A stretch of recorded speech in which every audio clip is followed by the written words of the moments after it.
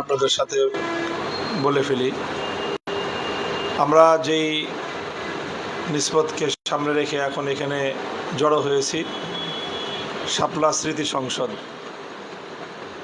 শাপলা স্মৃতি সংসদের পরিচিতি, পরিচয়, লক্ষ্য উদ্দেশ্য, এর কার্যক্রম, এই বিষয়গুলি সম্পর্কে আপনাদের ইতিমধ্যেই একটা ধারণা হয়ে যাওয়ার কথা। এরপরেও খুব সংক্ষেপে আমি এই বিষয়ে দু চারটা কথা বলতে চাই, হয়তো এর দ্বারা আপনাদের আরও বেশি সরহে সদর হবে আশা করি আমি। প্রথম বিষয় হলো, আসলে এই ধরনের একটা স্মৃতি পরিষদ গঠন করার কি প্রয়োজন।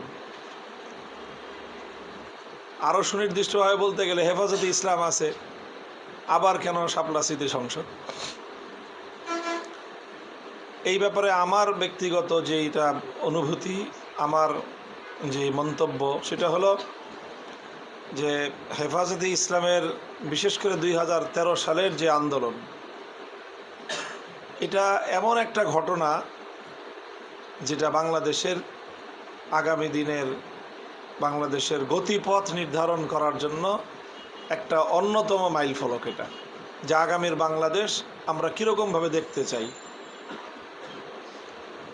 তো এই যে শাপলার ঘটনাটাকে আমরা বাংলাদেশের অতীত ইতিহাসের সাথে যদি তুলনা করি, তাহলে এটাকে তুলনা করা যায় বাংলাদেশের ইতিহাসের মধ্যে 1971-এর মুক্তিযুদ্ধের সাথে। এটাকে তুলনা করা যায় এর আগে 1952 সালের ভাষা আন্দোলনের সাথে। যে ঠিক 52-র ভাষা আন্দোলন, 71-এর মুক্তিযুদ্ধ, এই ঘটনাগুলো বাংলাদেশের ইতিহাস বিনির্মাণের ক্ষেত্রে যেরকম তাৎপর্য রাখে, 2013 সালের শাপলা চত্বরের ঘটনাটা ঠিক ওই রকমই তাৎপর্য রাখে।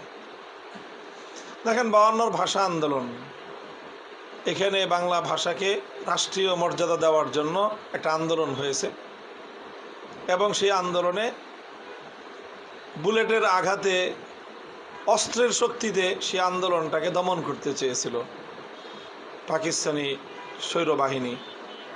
সে আন্দোলনের কি যৌক্তিকতা ছিল, রাষ্ট্রের কি যুক্তি ছিল, এগুলো অন্য বিতর্ক।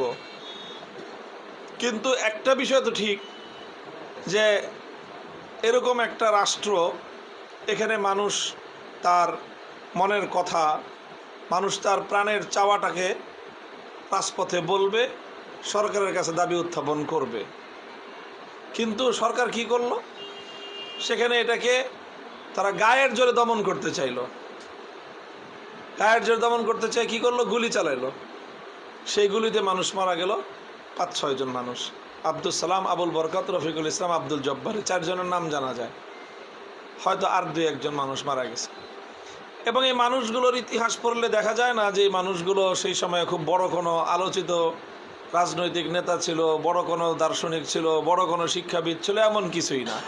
সাধারণ মানুষ এরা মারা গেলেন।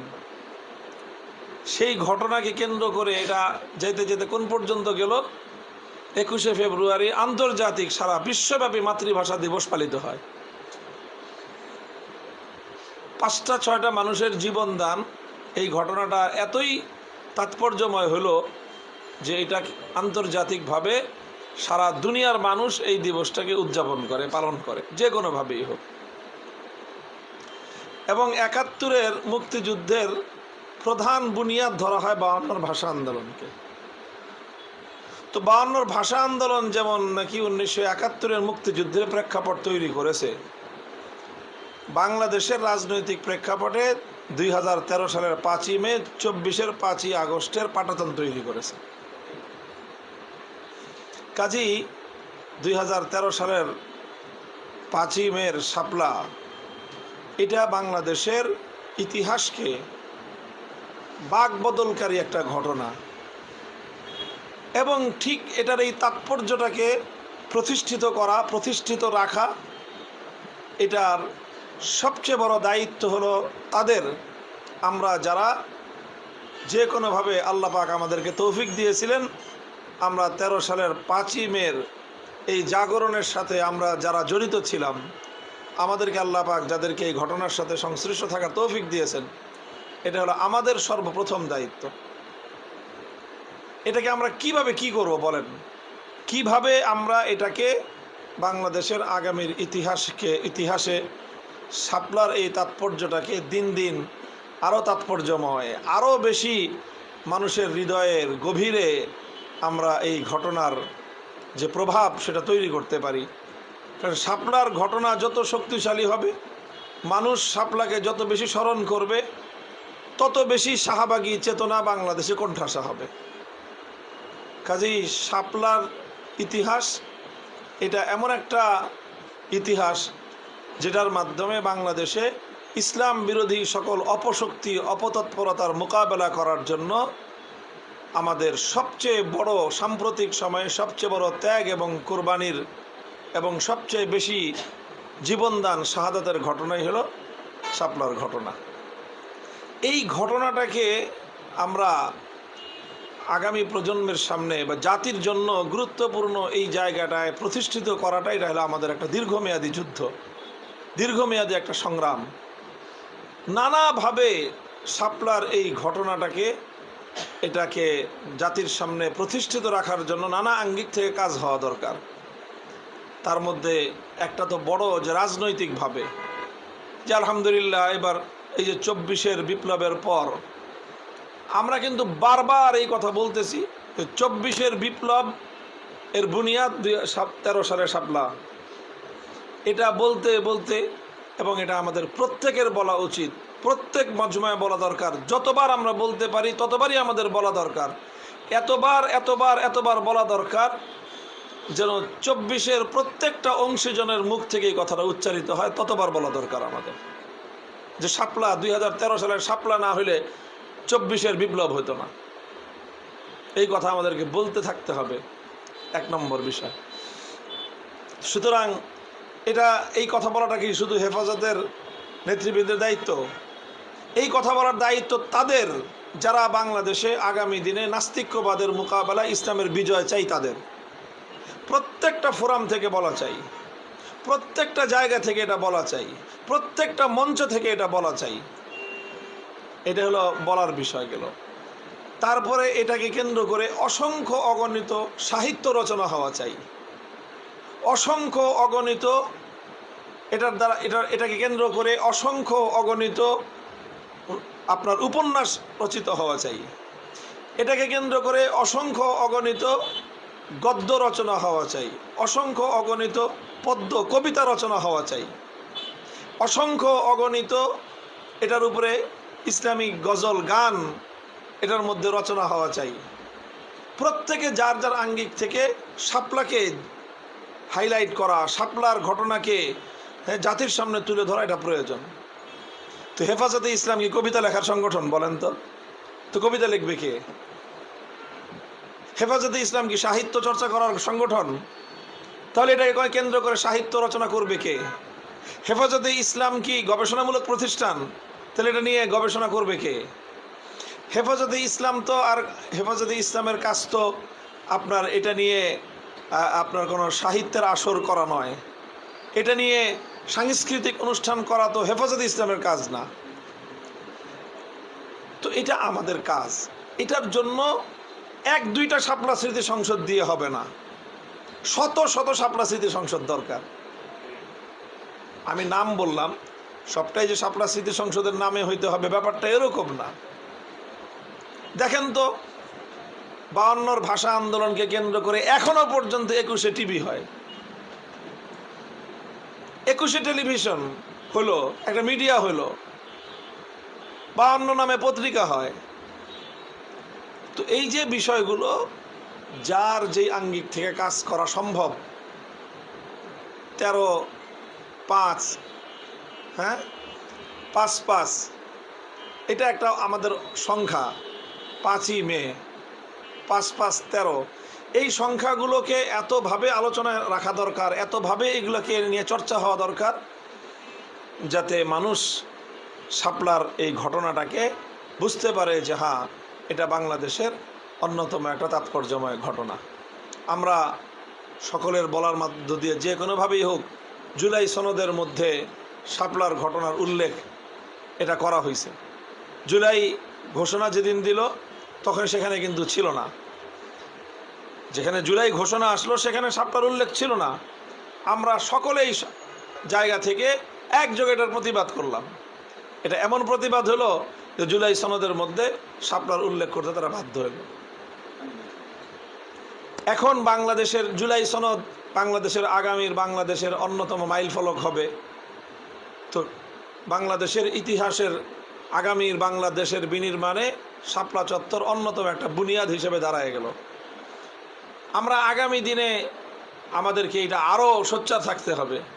শাপলা মানে কোনো ব্যক্তি না, শাপলা মানে কোনো প্রতিষ্ঠান না, শাপলা চত্বর মানে এটা কোনো সংগঠনের বিষয় না। শুধুমাত্র শাপলা চত্বর এটা হলো আগামীর বাংলাদেশে ঈমান এবং ইসলামের প্রতীক। শাপলা এবং শাহবাগ, শাপলা চত্বর এবং শাহবাগের যেই দ্বন্দ্ব, আমরাই তো বলি যে হক বাতিলের দ্বন্দ্ব। হক বাতিলের দ্বন্দ্বের সেই ইতিহাস আমরা শুরু করি হাবিল কাবিল থেকে, আস্তে আস্তে আমরা চলে আসি আমাদের বর্তমান সময় পর্যন্ত। বর্তমান সময়ের সবচেয়ে সিগনিফিক্যান্ট প্রতীক হলো হক বাতিলের লড়াই, মানে হলো শাপলা শাহবাগের লড়াই। শাপলা শাহবাগের লড়াই, হাবিল হলো শাপলা, কাবিল হলো শাহবাগ। হাবিল হলো এই নমরুদ হলো শাহবাগ, ইব্রাহিম হলেন শাপলা। এইটাই ইতিহাস। এই ইতিহাস বলতে হবে। আমরা যারাই এই ইতিহাসের ধারাবাহিকতাটা আনি হাবিল থেকে, তাদেরকে এসে শাপলা এবং শাহবাগ পর্যন্ত এটাকে টেনে নিয়ে আনতে হবে। যদি না আনেন তিনি, তাহলে অসম্পূর্ণ থেকে গেল। এই হলো মূল বক্তব্যটা আমার।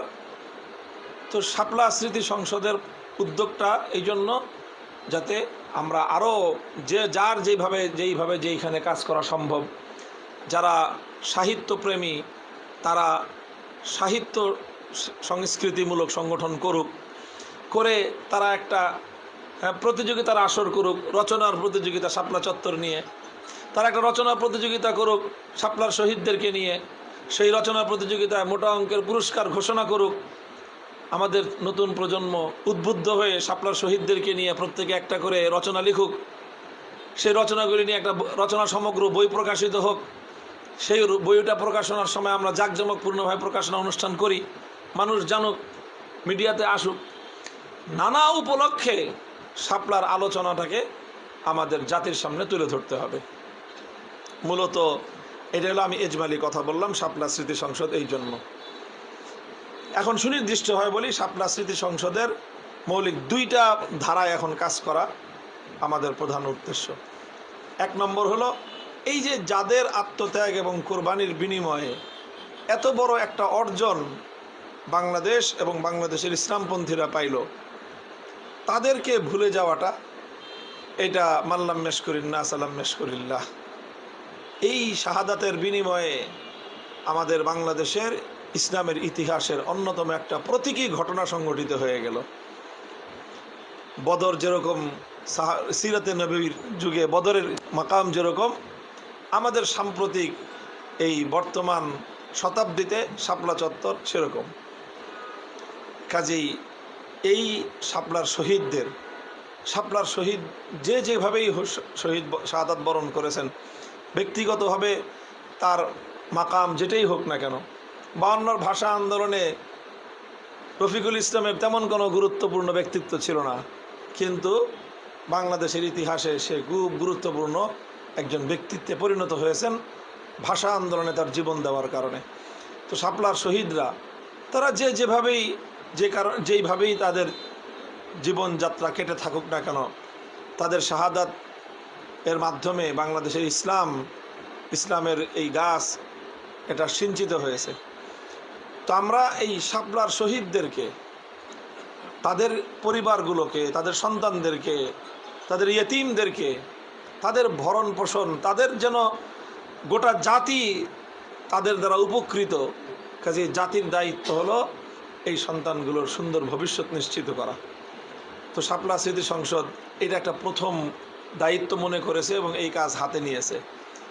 এই শহীদ এবং যারা আহত আছে, যারা পঙ্গু আছে, যারা অন্ধ আছে, তাদের প্রত্যেকের সাথে যেন ব্যক্তিগতভাবে তাদের সংবাদ, তাদের খোঁজখবর, তাদের জীবনের যাবতীয় দায় দায়িত্ব গ্রহণ যেন করা যায়, এটা হলো শাপলা স্মৃতি সংসদের একটা প্রধান লক্ষ্য। এটা হলো একদিকের কাজ। আরেক দিকের কাজ হলো সাংস্কৃতিকভাবে শাপলার ঘটনাটাকে বাংলাদেশে সংস্কৃতির প্রত্যেকটা ক্ষেত্রে প্রতিষ্ঠিত করার জন্য নানা রকম পদক্ষেপ গ্রহণ করা, এটা ধাপে ধাপে করতে থাকতে হবে। তো আলহামদুলিল্লাহ ইতিমধ্যে আমরা এই শাপলা স্মৃতি সংসদ গঠিত হয়েছে 1 বছরও হয় নাই। আলহামদুলিল্লাহ এর মধ্যেই বেশ কিছু গুরুত্বপূর্ণ পদক্ষেপ কার্যক্রম শাপলা স্মৃতি সংসদের পক্ষ থেকে পরিচালনা করা হয়ে গেছে আলহামদুলিল্লাহ। প্রথম কথা হলো যে এই যে রাষ্ট্রীয়ভাবে শাপলা চত্বরে শাহাদাতের ঘটনাকে কিন্তু চ্যালেঞ্জ করা হয়েছে রাষ্ট্রীয়ভাবে। বাংলাদেশের প্রধানমন্ত্রী সংসদে দাঁড়ায় বলছে যে সেখানে কোনো মানুষ মারা যায় নাই, সেখানে রং মেখে শুয়েছিল, পুলিশ ধরতে গেছে, উঠে দৌড় দিছে। এই মিথ্যাচার করা হয়েছে রাষ্ট্রীয়ভাবে। শাপলা স্মৃতি সংসদ প্রথমবারের মতো জাতির সামনে 58 জন শহীদের ডিটেলস পরিচয়, তাদের কবর থেকে, তাদের শাহাদাতের ঘটনা থেকে তাদের যাবতীয় পরিচয়, তার পরিবার সব সহ, যেটা 5 এবং 6 মে যারা শাহাদাত বরণ করছেন, এরপরে এর আগে পরে মিলায় আরও 6 জন, মোট হলো 64 জন যাদের পরিচয় এই পর্যন্ত শনাক্ত করা গেছে। সেই সাথে 2021 সালের মোদি বিরোধী আন্দোলনে শাহাদাত বরণকারী 19 জন। এই ইতিহাসের শ্রেষ্ঠ বীর যোদ্ধাদের পরিচয়গুলো, তাদের ডকুমেন্ট, যে তারা যে শাহাদাত বরণ করছেন, তাদের ঐতিহাসিক প্রমাণ, সমস্ত বিস্তারিত পরিচয় সহ শহীদনামা নামে একটা স্মারক গ্রন্থ আকারে এটা মানুষের হাতে তুলে দেওয়া গেছে। এটা শাপলা স্মৃতি সংসদের অবদান। এটার কারণে আমাদেরকে মানুষের কাছ থেকে কথা শুনতে হতো যে আপনারা এখনো পর্যন্ত শহীদদের পরিচয় দিতে পারলেন না, আপনারা এত বড় বড় কথা বলেন। তো আলহামদুলিল্লাহ এই এতরাজ এবং ইশকাল করার দুয়ার বন্ধ হয়ে গেছে। এটা আমাদের শাপলা স্মৃতি সংসদের প্রথম পদক্ষেপ ছিল। এটা এই শহীদনামা শেষ হয়ে যায় না, এটার উপরে কাজ চলতেছে এবং সংস্করণের উপর সংস্করণ আসতে থাকবে। প্রথমবার শুধু প্রমাণগুলি সহ জাতির সামনে প্রামাণ্যভাবে উপস্থাপন করা হয়েছে। এরপরে এখন এটার উপরে কাজ হচ্ছে যে প্রত্যেক শহীদের জীবনী লেখার কাজ চলতেছে। এখন প্রত্যেক শহীদের জীবনী লেখার কাজটা তো সহজ বিষয় না, এটার জন্য লেখক নিয়োগ দেওয়া দরকার, লেখকরা এটা নিয়ে কাজ করা দরকার। সেই কাজ চলতেছে এবং ইনশাল্লাহ আশা করি যে অচিরেই আমরা এটার দ্বিতীয় সংস্করণ আনতে পারবো শাপলা স্মৃতি সংসদের পক্ষ থেকে শহীদনামার। আমরা এই কথা বলি না এই যে আমাদের শাপলা চত্বরে 58 জনই শহীদ হয়েছে, এটা না। আমরা বারবার বলতেছি এবং এটা আমরা প্রত্যেকটা বক্তব্যের মধ্যে আসতেছে যে আসলে শাপলার শহীদদের প্রকৃত সংখ্যা উদ্ঘাটন করা সম্ভব না। কেন সম্ভব না? অনেক শহীদ গুম করে দিছে, অনেক শহীদের লাশ গুম করা হয়েছে এবং সেই লাশ গুম করার পরে এর যত পরিচয় উদ্ঘাটন করা যত সূত্র আছে সমস্ত সূত্রকে গায়েব করে দেওয়া হয়েছে। কাজেই এখন কত মানুষ কোনোখান দিয়ে গুম হয়, কি হয় না হয়, এগুলোর আর কোনো প্রমাণ রাখার কোনো চিহ্নই নাই। তবে এখানে যে বিরাট একটা হত্যাকাণ্ড যে হয়েছে, সেই হত্যাকাণ্ডের সচিত্র প্রমাণ আমরা জাতির সামনে উপস্থাপন করতে পেরেছি শাপলা স্মৃতি সংসদের পক্ষ থেকে।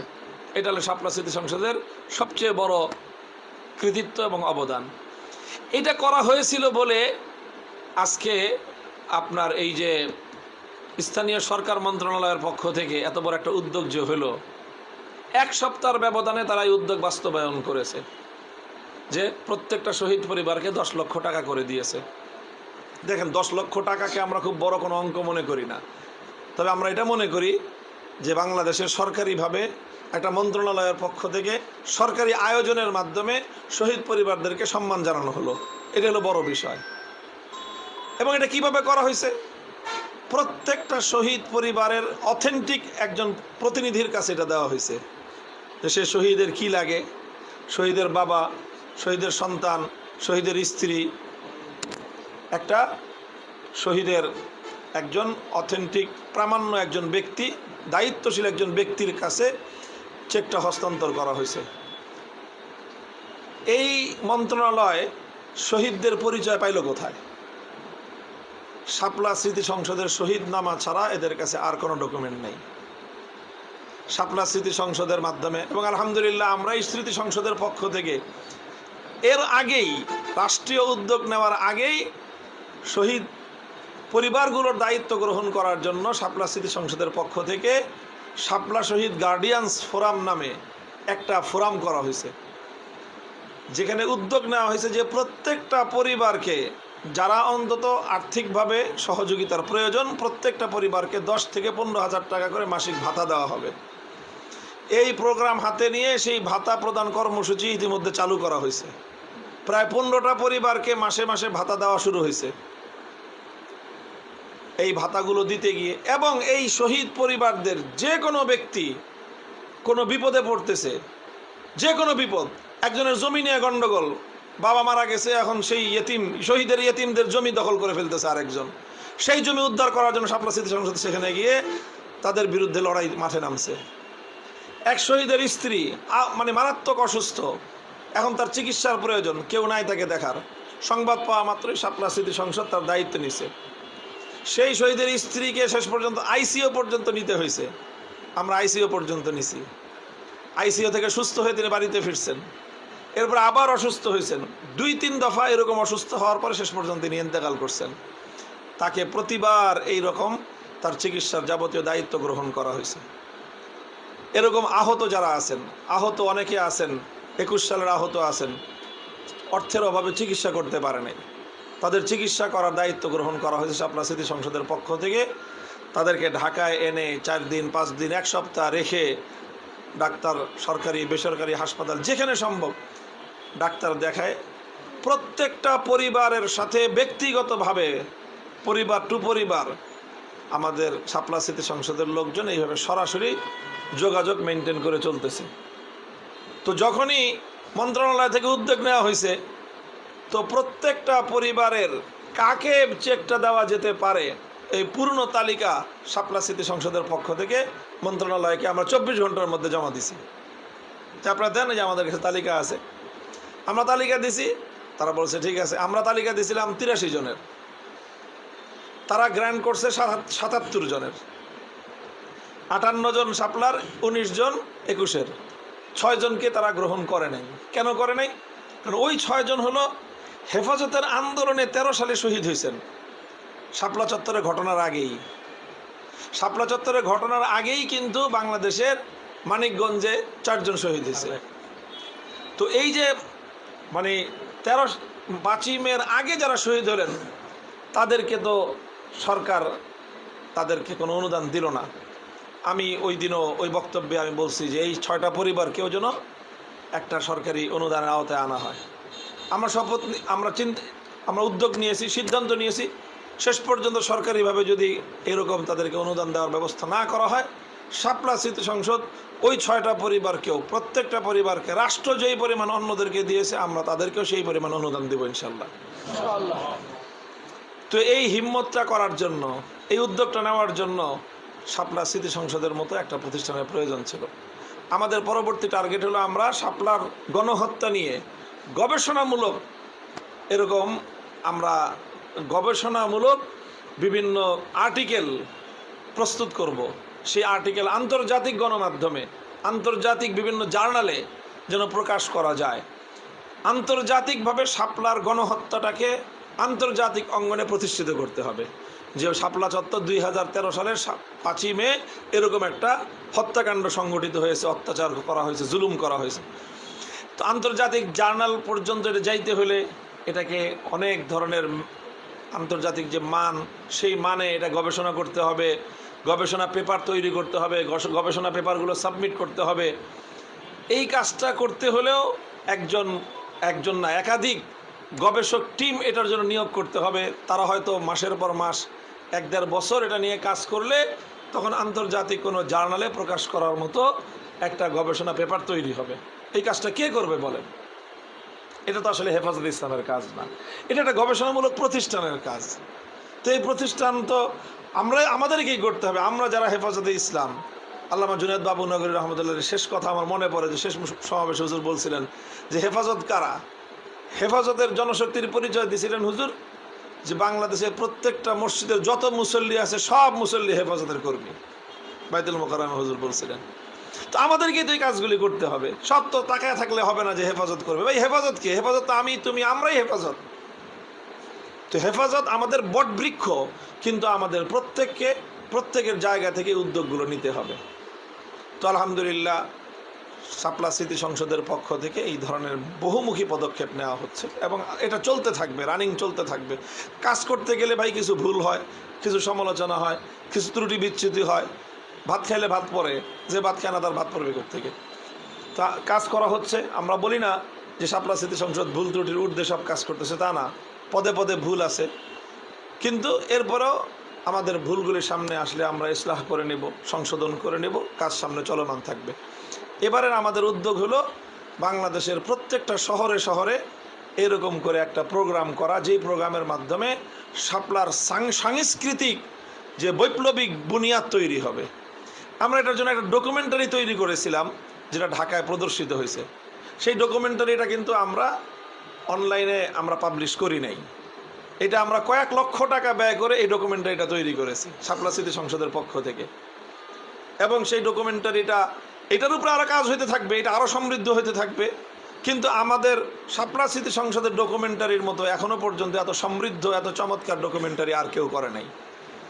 সেই ডকুমেন্টারিটা আমরা প্রত্যেক জেলায় জেলায় এভাবে আয়োজন করে সেটা প্রদর্শন করব। এই সব কিছুর আয়োজনের মাধ্যমে কিছু কথাবার্তা হবে, একটা প্রজন্মের মধ্যে শাপলা চত্বরের ইতিহাসকে নতুন আঙ্গিকে একটা আলোচনা হবে। আমরা যখনই মে মাস আসবে তখন আবার আমরা বিভিন্ন জায়গায় এটাকে নিয়ে প্রতিযোগিতা অনুষ্ঠান করব। কোথাও হয়তো ছড়ার প্রতিযোগিতা, বাচ্চারা ছড়া লিখবে শাপলার শহীদদেরকে নিয়ে, হ্যাঁ, যুবকরা কবিতা লিখবে, যারা কবি তারানা লিখবে, বিভিন্ন ভাষায় হবে, আরবিতে, ইংলিশে, উর্দুতে, ফার্সিতে, বাংলায়, সব ভাষায় লেখো, কবিতা প্রতিযোগিতা হবে। আমরা সেই প্রতিযোগিতার পুরস্কার বিতরণী অনুষ্ঠান করব। তো কয়েকশো কবিতা তৈরি হয়ে গেল, সব কবিতা একত্রিত করে শাপলার কবিতা সমগ্র বই ছাপায় দেবেন। মানুষের কাছে নানাভাবে শাপলা চত্বরের ইতিহাসকে মানুষের সামনে তুলে ধরতে হবে। এই হলো শাপলা স্মৃতি সংসদ। প্রথমেই টার্গেট করা হয়েছে যে ঢাকার বাইরে চট্টগ্রাম এবং সিলেট, বাংলাদেশের গুরুত্বপূর্ণ দুইটা মার্কাজি শহর, এই দুই জায়গায় আমরা এই শাপলা স্মৃতি সংসদের ব্যানারে ডকুমেন্টারি প্রদর্শন এবং একটা কনফারেন্স করব। ডকুমেন্টারিটাও তো প্রায় আধা ঘন্টার উপরে লম্বা একটা ডকুমেন্টারি, সেটা প্রদর্শন হবে। এই পর্যন্ত শাপলা স্মৃতি সংসদের যে কার্যক্রম সেগুলোর একটা প্রতিবেদন আসবে, আর কিছু মেহমানদের বক্তব্য হবে। এইটা নিয়ে মোটামুটি ঘন্টা, 1.5 ঘন্টা, 2 ঘন্টার একটা মানে চমৎকার এবং দর্শনীয় একটা আয়োজন হবে ইনশাল্লাহ। আমরা আশা করি যে এই অনুষ্ঠানে যারা আসবে তারা একটা ভালো স্মৃতি নিয়ে যাবে, তারা এই অনুভূতিটা নিয়ে যাবে যে হ্যাঁ, শাপলা চত্বরের ঘটনাকে নিয়ে আমাদের কিছু কাজ করার দরকার। প্রত্যেকে এরকম একটা অনুপ্রেরণা নিয়ে যাবে, এটা হলো আমাদের উদ্দেশ্য। শাপলা স্মৃতি সংসদ, এটা আমরা কোনো রাজনীতিকরণ করতে চাই না, রাজনৈতিক কোনো কালার এটা দিতে চাই না, বরং এটা হলো উদ্যমী তারুণ্যকে নতুনভাবে শাপলা স্মৃতি সংসদ, শাপলার চত্বরের ঘটনা নিয়ে যেন তারা কাজ করতে পারে, তাদের মধ্যে সেই চেতনা, সেই প্রেরণাটা আমরা তৈরি করতে চাই। যারা মানে শৈল্পিক মনোবাস, যারা মানসিকতা রাখে, সাহিত্য সংস্কৃতিতে কাজ করার মানসিকতা রাখে, এই জাতীয় তরুণদেরকে আমরা বিভিন্নভাবে শাপলা স্মৃতি সংসদের সাথে সম্পৃক্ত করে তারা এই কাজ করুক, তরুণরা কাজ করুক, তারা শাপলার যোদ্ধা হিসেবে নিজেরা মাঠে দাঁড়াক, আগামীর ভবিষ্যৎকে নির্মাণ করার জন্য। এটা আমাদের রক্তে রাঙা একটা প্ল্যাটফর্ম, একটা পাটাতন। এটাকে এখন সামনের দিনে আমরা যত শক্তিশালী করতে পারবো, বাংলাদেশে ইসলাম নিয়ে আমরা তত ভালো থাকতে পারবো।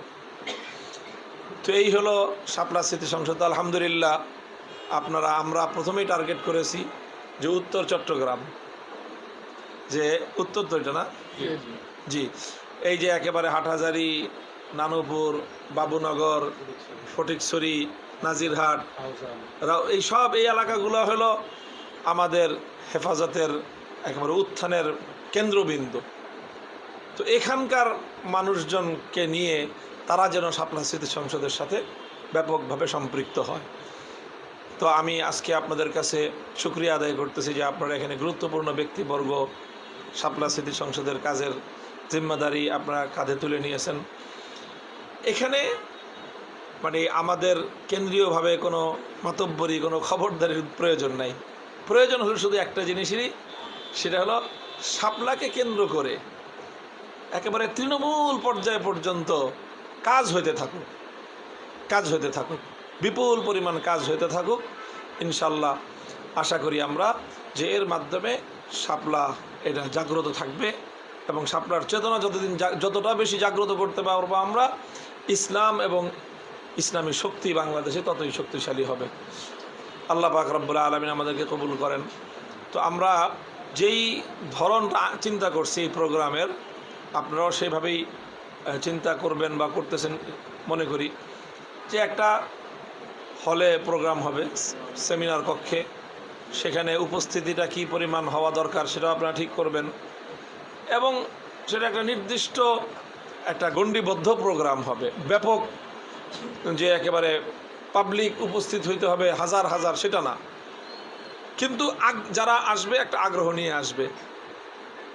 সেখানে হয়তো আগে থেকে কোনো টিকিট অথবা রেজিস্ট্রেশনের ব্যবস্থা থাকলো, যারা যারা আসবে তারা আগে থেকে রেজিস্ট্রেশন করলো, হ্যাঁ, ওই সময় থাকলো, নির্ধারিত সময় শুরু হবে, নির্ধারিত সময়ে শেষ হবে, নির্ধারিত কর্মসূচি থাকবে। এইভাবে একটা সুন্দর প্রোগ্রাম যেন আমরা করতে পারি, আমাদের তরুণদের মধ্যে এটা নিয়ে যেন একটা আগ্রহ থাকে। সুন্দর একটা প্রোগ্রামের মাধ্যমে পরবর্তীতে স্থানীয়ভাবে আরও নানা সময় বিভিন্ন উদ্যোগ যেন নেওয়া যায়।